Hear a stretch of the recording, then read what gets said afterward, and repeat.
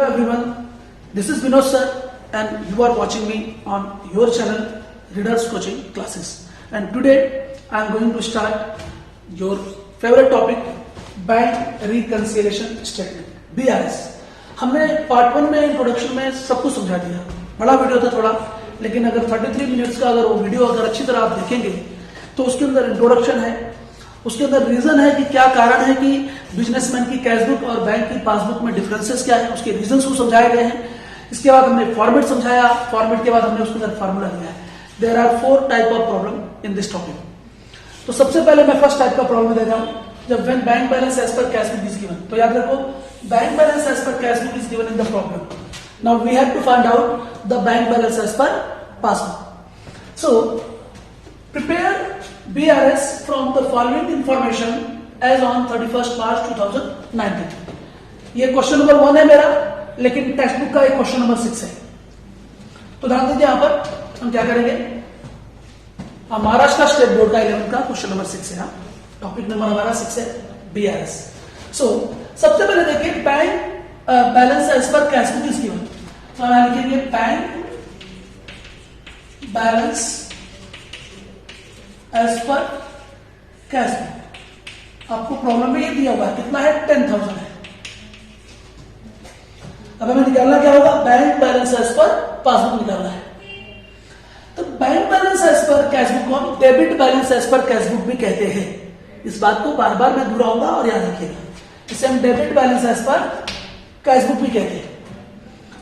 तो हमें निकालना, हमारा फॉर्मूला क्या होगा, अगर आपने पार्ट 1 अच्छी तरह देखा तो मैंने कहा था कैशबुक के बारे में सोचिए, कैशबुक प्लस हो रही है तो ऐड में जाइए, और कैशबुक माइनस हो रही है तो कैशबुक नहीं, पासबुक के बारे में, पासबुक के बारे में सोचिए, पासबुक प्लस हो रही है तो ऐड में जाइए, और अगर पासबुक माइनस हो रही है तो लेस में जाइए। आपको कैशबुक का बैलेंस दिया है, आप पासबुक के बारे में सोचिए, पासबुक प्लस हो रही है तो ऐड में, पासबुक माइनस हो रही है तो लेस में। ये मैंने फॉर्मूला दिया है, पार्ट 1 में ध्यान दीजिएगा। तो इसके बेस में हम आगे बढ़ेंगे तो एग्जैक्ट आंसर आपको मिलेगा। चलिए, तो हम यहां पर लिखेंगे ऐड, जो भी है 6-7 लाइन 8 लाइन छोड़ करके हम लिखेंगे लेस। तो देखते हैं कौन से ट्रांजेक्शन ऐड में आते हैं, कौन से लेस में आते हैं। चलिए, second transaction, cheque of ₹2000 issue. मैंने पहले कहा था, जैसे ही बिजनेसमैन चेक इशू करेगा तो एज ए बिजनेसमैन वो कहां लिखेगा, अपनी कैशबुक के बैंक कॉलम में, यानी कि पेमेंट साइड में लिखेगा। चेक दे रहा है ना बिजनेसमैन, चेक इशू कर रहा है। कौन इशू करेगा चेक, बिजनेसमैन चेक इशू करेगा। जैसे ही बिजनेसमैन चेक इशू करेगा, वो अपनी कैशबुक को क्या करेगा, पेमेंट साइड में माइनस कर देगा उतना रुपया। तो कैशबुक तो 2000 रुपए से माइनस हो गई, but not presented to bank for payment. लेकिन वो चेक बैंक में पेमेंट के लिए पहुंचा ही नहीं, तो उसका मतलब बैंक पेमेंट करेगा क्या, नहीं। और अगर बैंक पेमेंट नहीं किया है तो पासबुक में पैसा माइनस होगा क्या, नहीं। इसका मतलब 2000 रुपीज से तो कैशबुक माइनस हो गई, लेकिन पासबुक माइनस नहीं हुई। तो पासबुक क्या हो गई, प्लस हो गई। तो पासबुक प्लस हो जाएगी तो कहां जाएगा, ऐड में। तो हम ऐड में लिखेंगे cheque issued but not presented for payment. Cheque issued but not presented for payment.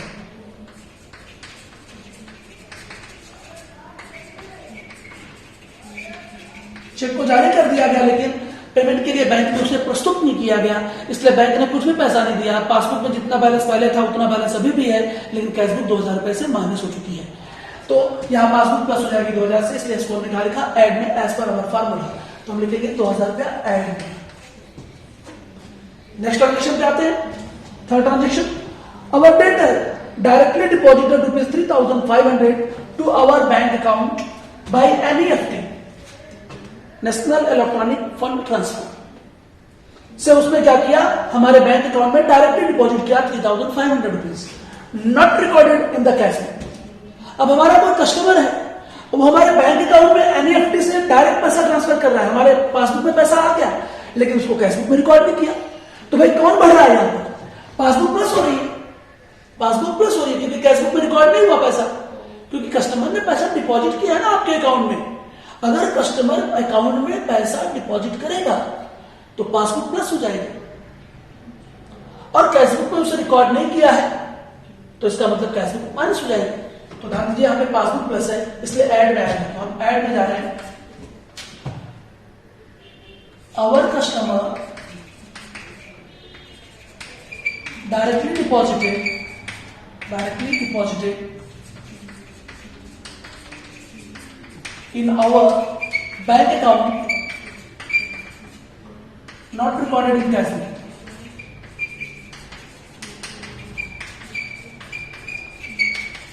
Cash book में रिकॉर्ड नहीं है लेकिन पासबुक में तो रिकॉर्ड हुआ, पासबुक प्लस हो गई है तो ऐड हो जाएगा कितना रुपया 3,500 रुपीज इस ट्रांजेक्शन का amount.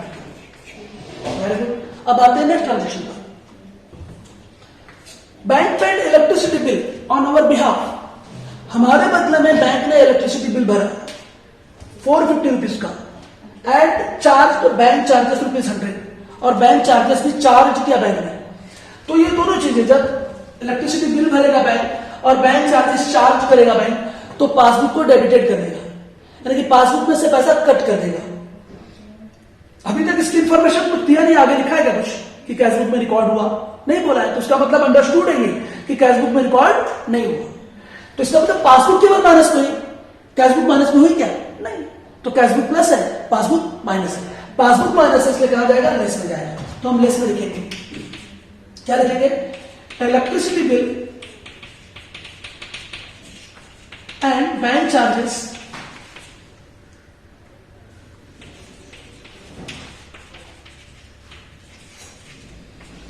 recorded only in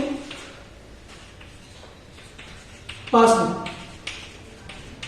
passbook में खाली रिकॉर्ड हुआ तो कितना अमाउंट रिकॉर्ड हुआ? वही टोटल 450 प्लस 100 550 रुपीज एक साथ ले लिया। 550 रुपीज से आपकी पासबुक माइनस हो जाएगी। कैश बुक में इसकी कोई भी रिकॉर्ड नहीं हुई है, इस इंफॉर्मेशन को रिकॉर्ड नहीं किया गया है, इसलिए कैश बुक आपकी इतने ही अमाउंट से प्लस हो जाएगी। Next point, paid ₹1,500 to ABCL company our supplier. Supplier को हम क्रेडिटर कहते हैं, क्रेडिटर को बिजनेसमैन पेमेंट करता है, ठीक है। हमने 1,500 रुपए क्या किया? सप्लायर को पेमेंट कर दिया by business debit card. By business का बैंक में करंट अकाउंट होता है, तो बिजनेसमैन को या बिजनेस को बैंक ने डेबिट कार्ड दिया हुआ, डेबिट कार्ड से हम किसी को भी पेमेंट कर सकते हैं एनी टाइम। पेमेंट कर दिया तो डेबिट कार्ड से पेमेंट हुआ मतलब बैंक के पासबुक से पैसा निकल गया। कितना पैसा निकला होगा भाई? 1,500। तो अगर हमने पेमेंट किया है तो हम अपनी कैश बुक में भी लिखेंगे, तो कैश बुक 1,500 रुपए से माइनस होगी, but recorded in cash book as ₹150।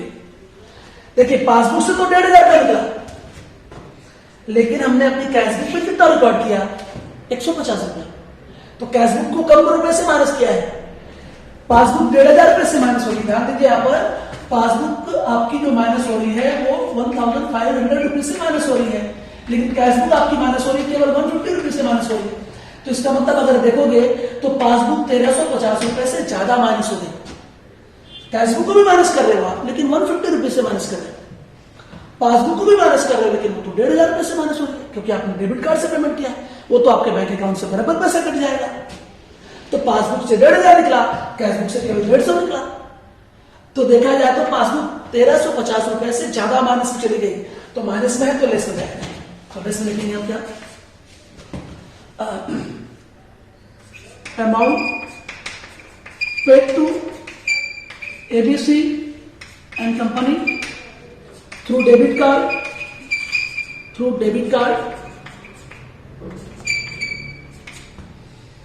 but wrongly recorded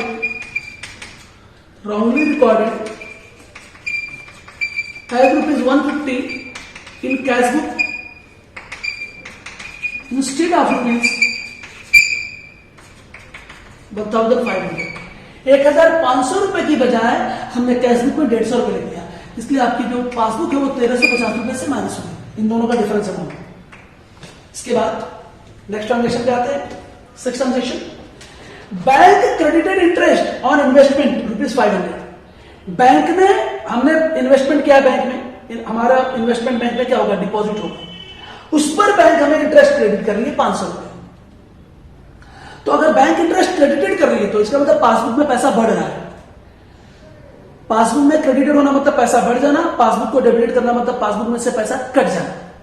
तो सिंपल सी बात है, इंटरेस्ट को बैंक ने क्या किया है? क्रेडिटेड किया है, तो पासबुक में 500 रुपए आ गया, पासबुक 500 रुपए से प्लस हो गई, लेकिन आगे कुछ लिखा है क्या? कुछ नहीं लिखा है। इसका मतलब इसको कैश बुक में रिकॉर्ड नहीं किया गया, तो कैश बुक माइनस में है, पासबुक प्लस में है। पासबुक प्लस में होगी तो कहा जाएगा ऐड में। तो अब आ गए ऐड में। Interest on investment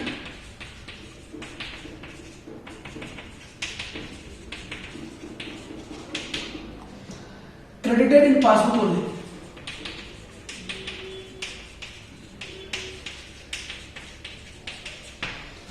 credited in passbook only लिख सकते हो या लिख सकते हो interest on investment credited in passbook but not recorded in cash book. जैसा सेंटेंस मन करे वैसा लिख सकते हैं आप, मतलब वही होना चाहिए। तो कितना अमाउंट है भाई? 500 rupees.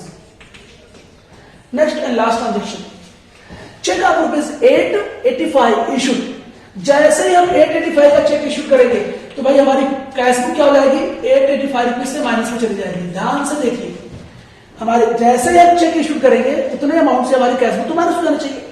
And presented to bank but wrongly entered in passbook as rupees 850।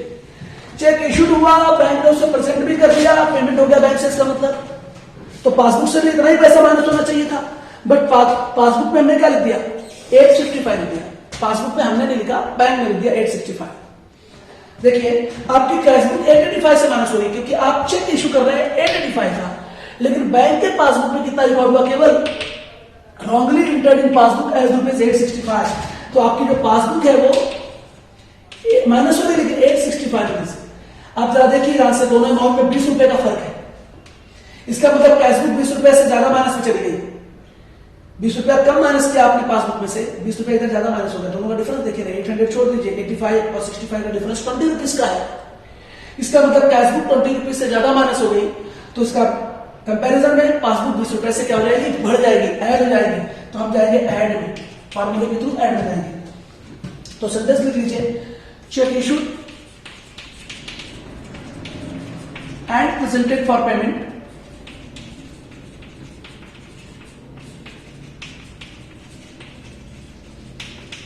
but wrongly recorded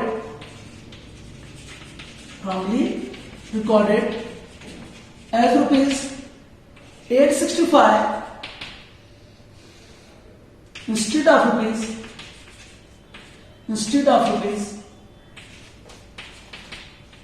885 in passbook.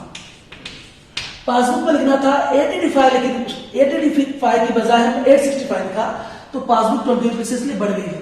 तो ये हो गया आपका प्रॉब्लम। अब हम क्या करेंगे? ऐड वाले फिगर को ऐड कर लेंगे। तो ऐड कर लीजिए 2000, 5000, 6000, 20 रुपीज। ये हो गया 6000, 20 रुपीज। एक बार और से 2000, 3000, 5000 एंड 6000, 20 रुपीज। इनको ऐड करेंगे तो 16000, 20 रुपीज हो जाएगा। अब माइनस वाले फिगर हम ऐड करके माइनस कर देंगे तो हो जाएगा मेरा 1900 आएगा। माइनस करने के बाद आपका आंसर आएगा 0 2 3 14,120 रुपीज। और इसके सामने क्या लिखेंगे? अगर यहाँ पे bank balance as per cash book है तो यहाँ क्या लिखेंगे? मैं इसे थोड़ा सा दे रहा हूं, bank balance as per passbook लिखेंगे। आंसर के सामने क्या लिखेंगे? Bank balance as per passbook 14,120 rupees. Bank balance as per passbook आ गया 14,120 रुपीज। तो ये आपका क्या हुआ? आंसर हो गया। So this is question number first. Question number first हमारा है, टेक्स्ट बुक का क्वेश्चन नंबर 6 है। नेक्स्ट पार्ट में मैं अगले क्वेश्चन के साथ आऊंगा।